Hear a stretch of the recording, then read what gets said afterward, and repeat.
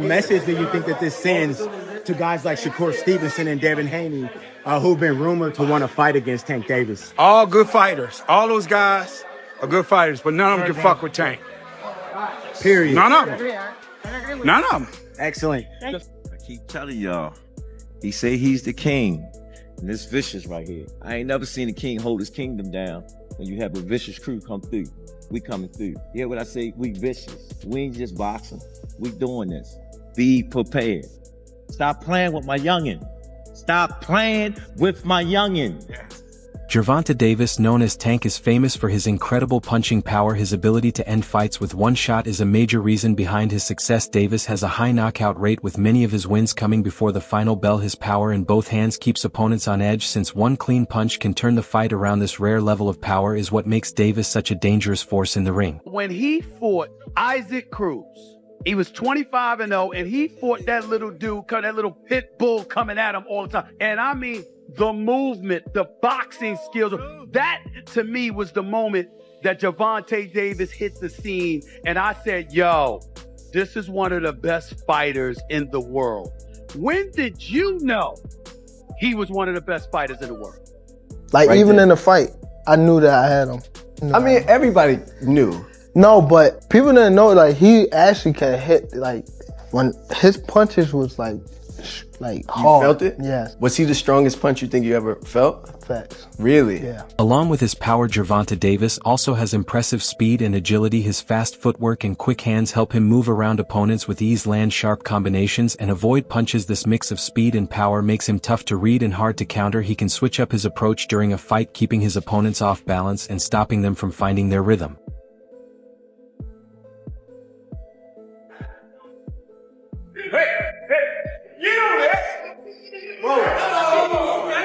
God damn. 1, 2, 3, 4, 5. Davis's defense plays a key role in his fighting style. He uses a high guard along with shoulder rolls, head movement, and sharp reflexes to avoid clean shots. His strong defense often frustrates opponents, causing them to make mistakes that he can take advantage of. This ability to protect himself not only reduces the damage he takes, but also helps him save energy so he can keep up his attack from start to finish. Just a small, unknown guy who used to sit at the top of the boxing world a few years ago by the name of Floyd Mayweather. What happens in that fight? Another relationship gone sour there. Gervonta's had a lot to say about his former promoter. You would say Gervonta was a protege of Floyd, and I like that matchup. I like it a lot. Speaking about how what does Gervonta do when he's got somebody in front of him that can be sharp for 12 rounds? Floyd is the definition of he is on point at all times, and he will not get caught with anything crazy, anything unruly in the corner. It's just not going to happen to Floyd Mayweather. And so, with that being said, we got Tank by knockout. Go watch the full episode now. One of the standout features of Davis's game is his versatility. He can fight well both up close and at a distance, adjusting his style depending on his opponent's weaknesses. This ability to adapt makes him unpredictable and hard to prepare for. Whether he's up against a heavy hitter, a counter puncher, or a slick boxer, Davis knows how to find a way to win. Hey guys, Adriana Jimenez Joan here with two-time and current WBA super featherweight champion Gervonta Tank Davis. Gervonta, just a couple of days away from headlining your first U.S. base card against Hugo Ruiz, originally against Abner Mares, who we wish a speedy recovery. How excited are you to get inside the ring and give us a great show? I'm very excited, just to be back, just to be back in the ring, give my fans a great show, even the fans all over a great show that's turning in on Showtime. I believe that I will have a great performance. I don't think I have a lot of ring rush, but hopefully Hugo can come in, living up to his word, and I live up to my word, and we give on a great show. We know that Hugo has been pretty vocal, saying that he wants that knockout, that he wants to knock you out. But we know that you're very confident in what you bring. What kind of fight can we expect? Action-packed fight. off of what he's saying, he's saying that he coming in to knock me out, so he have to bring action, to do that. So I'm ready. Training camp been going great. Gervonta Davis shows strong confidence and mental toughness. His belief in himself and ability to stay composed under pressure are clear in the way he fights. This mindset is especially important in high-level matchups, helping him stay focused and stick to his strategy no matter what's happening in the ring. His calm attitude, even during tough moments, proves just how mentally strong he is. The best ones out there is what they don't know gets less respect for it, but one of the best ones out there. Now his mouth a little different, you know what I'm saying? He's a different kind of character when it comes to the mouth. Yeah. Because that's where he's from. But he's really one of the pound for pound, the best ones of the crew. And I'm gonna tell you why he's the best one of the crew, to me. He can punch, but he also can box. You understand me? Some that can box can't punch. Some that can punch can't box. He can box, he can punch, he can move laterally, he can do it left side, right side, he can do whatever he needs to do as a southpaw to get the job done. And that's saying a lot, because not many guys can do that today.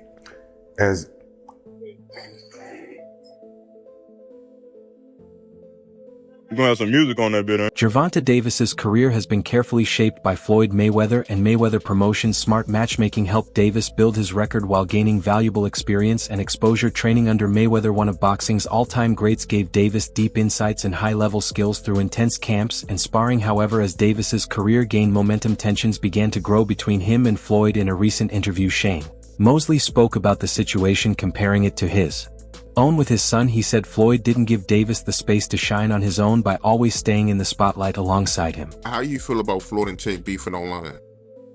I see it a little bit.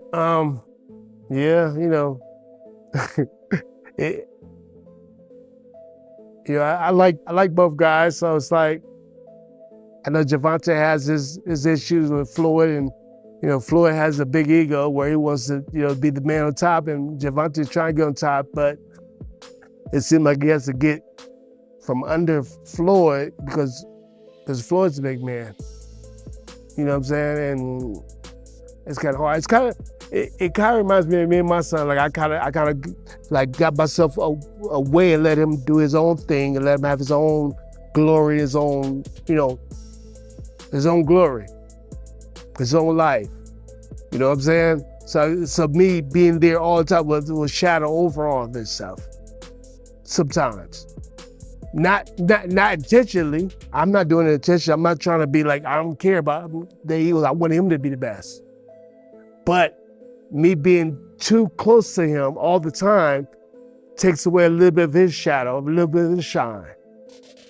So I need to be, I'm still going to tell him everything he needs to know. I'll get in the ring with him, spar with him, do all kinds of stuff. But he has his own coach, he has his own manager, he has his own team, he has his own family, he has his own, his own stuff. The situation grew more tense as both sides made public comments and shared their thoughts on social media. Davis began openly expressing his frustration, accusing Mayweather of trying to stay in the spotlight instead of truly supporting him. He felt that Floyd's actions were more about protecting his own legacy. Mayweather, known for speaking his mind, fired back by questioning Davis's attitude and work ethic, saying that Davis should be more thankful and respectful. Social media, whether it's the comments that are being made by both men, Gervonta Davis reacted to Floyd Mayweather explaining why he did a press conference on the same day that Gervonta had a press conference, and he said they offered him $1 million for that particular press conference, and Michael Benson reported this, and Gervonta Davis quoted the tweet and said "lol" on top of it, because Gervonta Davis apparently was quoted saying that it doesn't matter how much money a man has, he can still be jealous. Like, why Floyd would be jealous of Gervonta Davis? Gervonta Davis, I like Gervonta Davis. I think he's a very exciting talent, very good fighter. Telling me just stay calm. I always like to listen to Floyd when it comes to big stages like this, because he's the only one that been in my shoes and been like in these type of fights. You know what I mean? So I always try to stay close to Floyd when stuff like this happens. You know what I mean? Just to keep me humble and like have me on the right track. You know what I mean? So I always appreciate Floyd for being in my corner, having my back. always, you know what I mean? So it's always there'll be love for Floyd. Gervonta Davis is always in excellent physical condition for his fights. His strong conditioning helps him keep up a high pace while maintaining his power and speed from start to finish. Staying this fit boosts his overall performance and lowers the chance of getting tired late in the fight, which can be a game changer in the later rounds. Like day one in the camp, I start running probably like, it's different times. I might don't feel like running in the morning. I might run at night. It all depends what fits you. Like, I run in the morning. If I don't, I'll run at night. Train probably like 2 or 3. If I want to do something again, I train at night. Or I run. And that'll be it. But when I'm in camp, I really don't go outside. Like, it's hard for me to go outside. So I just be in the gym and home. That's it. Like, I don't go nowhere. Some people just go away and be... But you specifically? Me? First of all, I get a camp house, you know, out here. Like day one in the camp, I start running probably like, it's different times. I might don't feel like running in the morning. I might run at night, you know. It all depends what fits you. Like, I run in the morning. If I don't, I'll run at night. Train probably like 2 or 3. If I want to do something again, I train at night. Or I run. And that'll be it. But when I'm in camp, I really don't go outside. Like, it's hard for me to go outside, so I just be in the gym and home. Gervonta Davis has a high ring IQ, showing a deep understanding of boxing strategy and timing. Beyond his age, he can read his opponents, quickly predict their moves, and react in the moment to gain an edge. This sharp thinking, along with his physical skills, makes him a tough challenge for anyone, as he can outsmart and outfight his rivals in the ring. So can you confirm or deny Lamont Roach would be the backup? No, Lamont Roach and Tank got a history together, an amateur history where they went back and forth as amateurs. You see what I'm saying? It's not a bad fight. Frank was on stage. He said, "I'm going to beat Tank's ass." What's your response to that? Nah, a lot of them said that. A lot of them said that, and I want him to have that attitude because, again, I know what's under the hood with him. He's Floyd built tough. Although not part of his actual performance in the ring, Gervonta Davis's popularity and strong fan following add to his image of being unbeatable. The attention he gets from fans and media can put extra pressure on his opponents, making them feel tense or overwhelmed before the fight. This outside influence can affect their mindset, giving Davis one more advantage before the first punch is even thrown. No, a statement. They're going to see a statement that I want to make to the 35-pound division. You know, like I said, not overlooking Renee. I know he's coming in at a fight, but I don't think he's going to be able to fight for 12 rounds at the pace I want to fight. So, just to piggyback off one thing real quick, if I can. You mentioned, obviously, the Lamont Roach fight with Gervonta. We don't know if that's happening 100% December or January, but how do you see that fight going? Do you feel confident giving a prediction on someone else's fight as opposed to your own?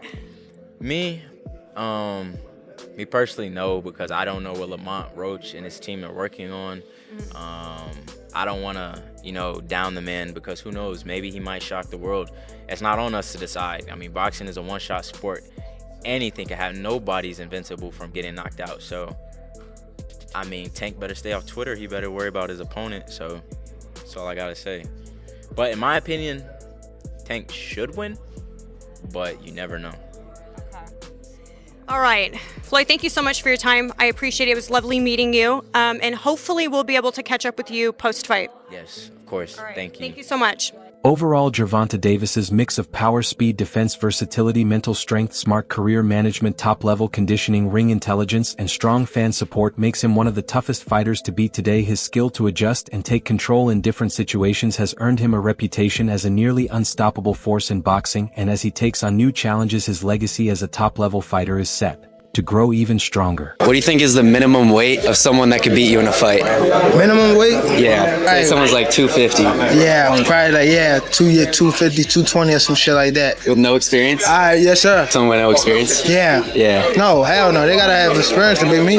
No, but like a 300 guy, no experience. I'm whooping that ass. I'm whooping that ass. What are your thoughts on Gervonta Davis's skills and fighting style? Do you think he has what it takes to stay unbeaten? Let us know what you think and join the conversation in the comments below.